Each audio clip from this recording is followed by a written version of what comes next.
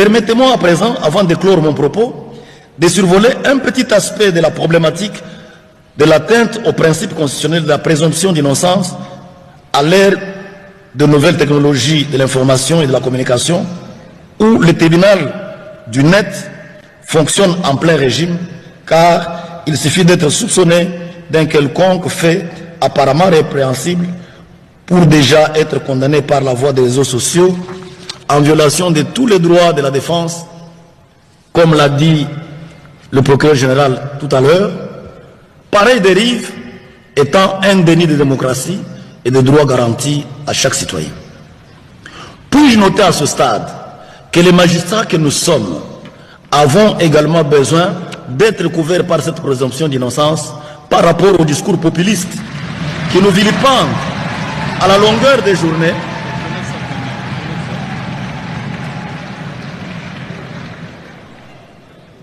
Puis-je noter, disais-je, à ce stade, que les magistrats que nous sommes avons également besoin d'être couverts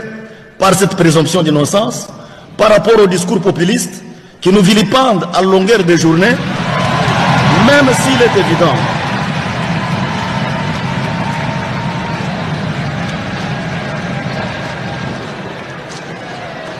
est évident que dans nos rangs, il y a certainement des antivaleurs. Les membres de nos familles, surtout nos enfants, ceux dont les parents sont honnêtes et justes, traînent la honte d'être pointés de doigts ou de lèvres comme descendants des antivaleurs, alors que nous luttons avec eux pour accompagner votre haute autorité dans la lutte contre cette peste de corruption. Excellence, Monsieur le Président de la République, chef de l'État et magistrat suprême, avec l'expression réitérée de mes hommages les plus déférents. Je ne saurais terminer mon propos de ce jour sans préciser qu'au terme de l'article 149, alinéa 3 de la Constitution, la justice est rendue sur l'ensemble du territoire national au nom du peuple. Ainsi, comme je l'ai annoncé en liminaire,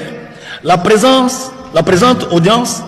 s'offre comme un cadre légal de rendre compte de quelques activités déployées au cours de l'exercice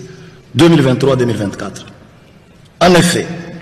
il convient de rappeler qu'à la suite du constat effectué à ma prise de fonction,